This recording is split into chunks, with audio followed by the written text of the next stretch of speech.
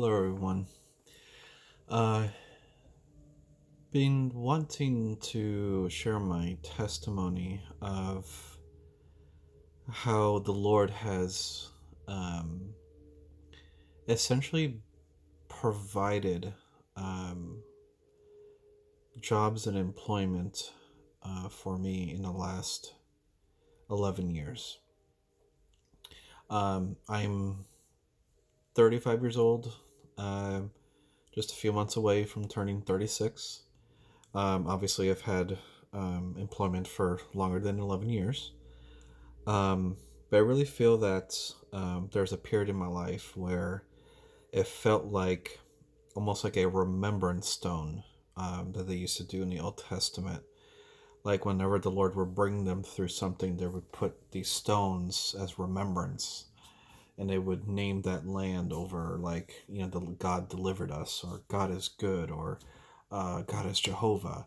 Um, and so that's why it's been the last 11 years and not so much since I've been working since I was 12 or 13, or I think 11 even, at my stepdad's print shop.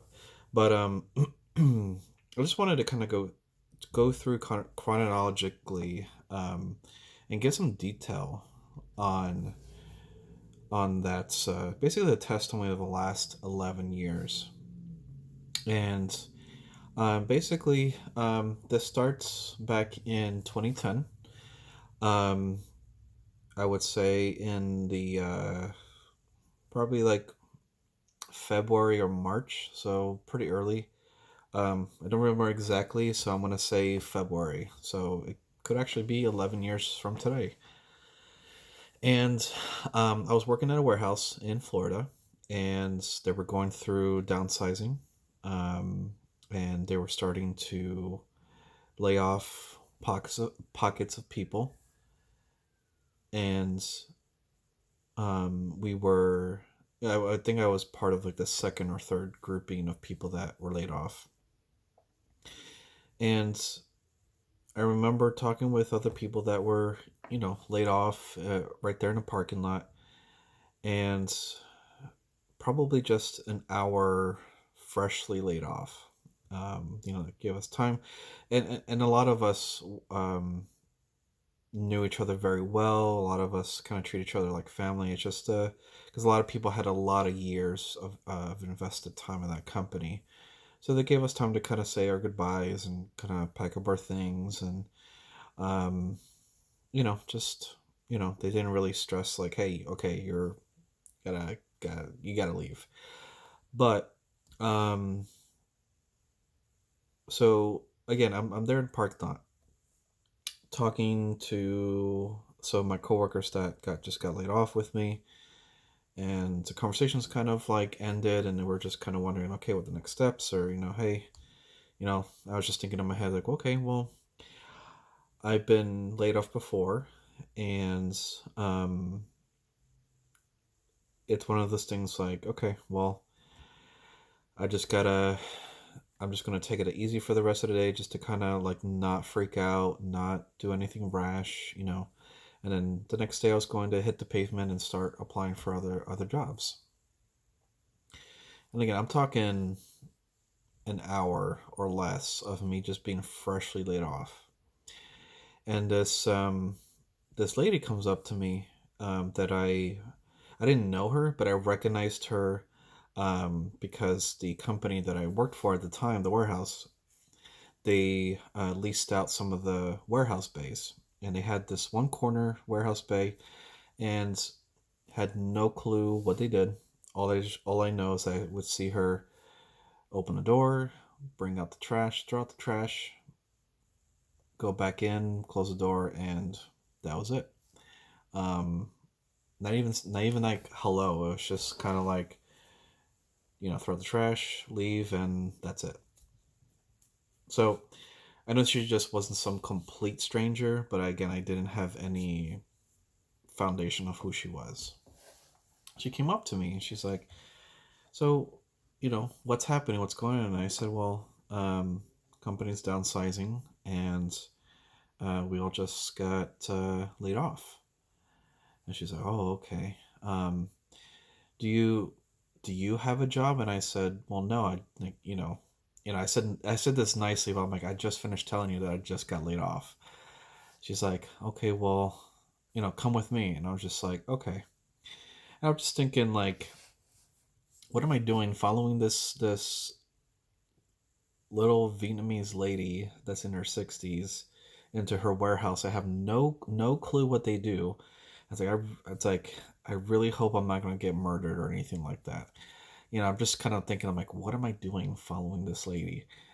So, and I'm thinking, like, maybe she just needed some help, or I don't know. My mind's still spinning from, spinning a little bit foggy from just getting laid off, just wondering what the next steps are. So, she brings me into their small little warehouse bay, and um, I saw, like, they had a little small little receiving spot, and then I went into their kind of like actual, kind of almost like a workshop, and she sat me down, and there was these parts in front of me and some tools that I'm like, I have no clue what they were, what they did. And she's like, I want you to assemble this, and that using that tool and then that tool. And so I did that, and I did it pretty fluidly. And um, she's like, okay, wait here. So I'm just waiting there for like a minute. I'm just wondering, like, what is going on? And so it was her business with her husband. So both her and her husband owned that one business that I'll get into in a sec. But you know, her husband comes in, and it's just like tall white man. He's actually I believe he was Swedish. So a Swedish man married to a Vietnamese woman. It was just the weirdest combination that I saw 11 years ago at that time. So she comes up to me. She brings her husband, and she's like, I want you to look at his work. He looks at it. Okay, that's good. And she says, I want you to hire him. And I'm there, kind of like, what is going on? What is happening? And he looks at me, kind of like, through his glasses like this. He's like, okay, when can you start? And I'm like, uh, I could have started right there, but I was just like, I don't know, my head was spinning. I'm just like, first time this is ever happening, crazy, only time this has ever happened. I'm just tomorrow. And I remember it was a Thursday when I got laid off, and then Friday was when I started. I do distinctly remember that, um, because I remember the week wasn't even over, and uh, that's when I got laid off, and then essentially hired the next day. So I was in that job for probably like 6 months, I would say, about 6 7 months. But I want to say that it was a God mandated driven um, time from that point out, because in those like 6 or 7 months, I remember uh, just really some pivotal uh, things that happened there. Um, Number one, um, the reason why they moved, or this is what they told me. So the reason why they were in Florida is because they moved there to kind of start a new life, to kind of finish off, um, or basically continue this company that they had, basically assembling and kind of stress testing these electromagnetic actuators that actually went on commercial airplanes, which I thought was like one of the coolest things at the time. I'm like, oh, I'm part of the commercial airplane building process, um, and these things basically controlled at the time, whenever the LCD panels for airplanes where you could watch movies, or the training videos would go like up and down. You hear that little click. I don't know if you ever noticed that.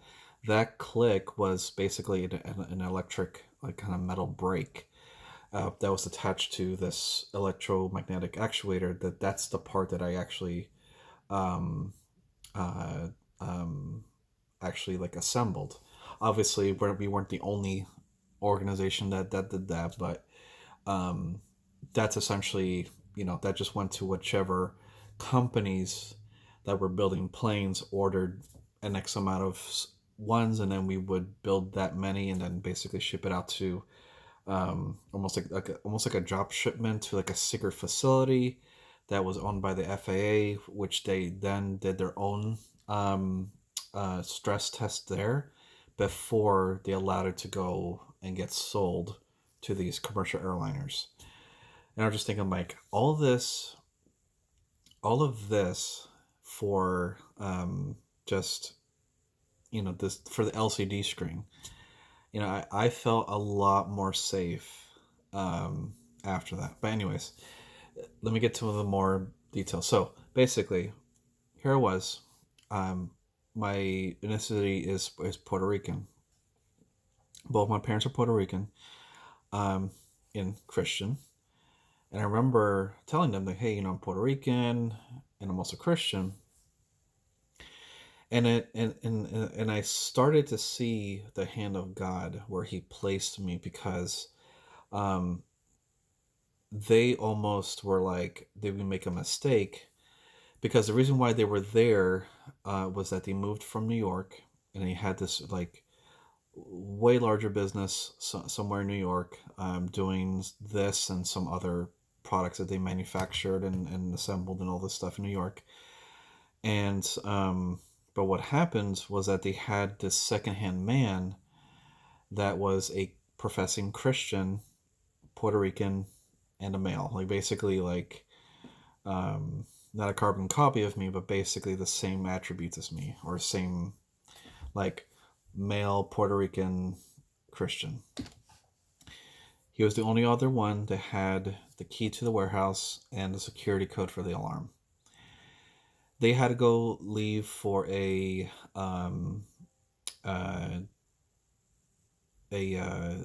check out some rental property that they owned. They owned some houses and they rented them out, and they needed to go check it out. And they were going to be gone for a week because they were like, okay, we have to go to. I think the story was that they went up to upstate New York, and they're going to do like a vacation and then look at the house condition and all that stuff. When they came back, basically the warehouse door was left open, and when they came in, something like 70 to 80% of all of their manufacturing supplies, everything of value, gone. And this professing Christian Puerto Rican guy, just nowhere to be seen, nowhere to be found. Completely ripped off. And I remember just talking with them over the next couple of months. They have just been through just the steamroller of betrayal of people that they've trusted as friends or family, organizations, and they've just been just like almost like this. They've attracted people that will betray them. And so they were just, I just felt this compassion over them of like, man, you guys have been through the ringer of betrayal. And I can see how, I saw this kind of like harshness about them. They were very sweet and tender to each other, the husband and wife, but to other people, they were very, there's like this wall, very kind of short, going to give you only exactly what you needed to know, and that's it. And yeah, and so I never figured out why until they started telling me all these stories. I was just like, man, I was like, Lord, I really don't want to mess up this relationship. They needed healing. They needed to trust people again. And then here came the test where they needed to go back up to New York for a week, because I guess there were some plumbing issues that they needed to go fix for some of their tenants. And they needed to leave the business with me for a whole week. Yeah, gave me the key. They didn't have a code for an alarm or anything like that. At least I don't remember. But basically, that they basically left me the trust of the company, and I remember they were just like, can we trust you? And I said, well, yeah, yeah, like you don't typically get asked that, a lot in life, especially by employers, at least in my experience. And you know, week went by, did my work, came in every day, left whenever. There's some side things that they asked me to do, and they came back the following Monday, and they looked around. They saw that nothing was missing, nothing out of place, and I did everything they told me. And my relationship with them just totally changed after that. They were just a lot more friendly with me. Um, and I just see like, wow, the Lord is just using me to be loving and compassionate to them, you know. And yeah, it was just really, really amazing. The other thing is that 3 months into my employment with them, I had this opportunity to go on this 2 week foreign missions trip to Honduras, and I really felt led that I needed to go, and so I needed to ask their permission. And I'm like, man, like here I am, 3 months new, and now I got to ask for 2 weeks worth of vacation or time off to go to this mission trip. So nervously, I went up to the lady, to the sorry to my boss, the boss lady, and say nervously, I was like, hey, so there's this missions trip that's coming up in a couple of months. It's going to be for 2 weeks. These are the dates. I was wanting to know if that would be okay with you if I could take that time off. If not, I'll understand. But I wanted to ask for your permission. And she looked down and she kind of looked up. She's like, you know, I just want to let you know that my son is a missionary with the Catholic Church, and I think he did stuff in um, India or somewhere around that area. And I might get that wrong, but I know that he was a missionary with the Catholic Church, and she basically like let me go because she didn't want to get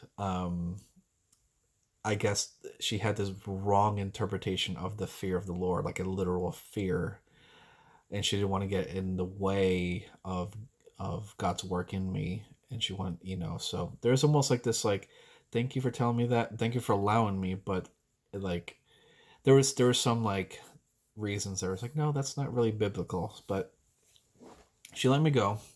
She gave me her blessing, and you know, the mission trip was life changing for me. I come back, and so they asked me, oh, so it was a missions trip. I said it was great. Go, glad you're back. And they're like, you know what, Josh, it's interesting that you left during when you left. And I said, oh, and they're like, because during the 2 weeks that I was gone for my missions trip, they they had supplier issues with, I think, a supplier in Sweden and in Germany, I believe, and they couldn't get parts that they needed to complete the jobs because some of these parts were from different countries in Europe, and they would have had to send me home for 2 weeks during those specific 2 weeks.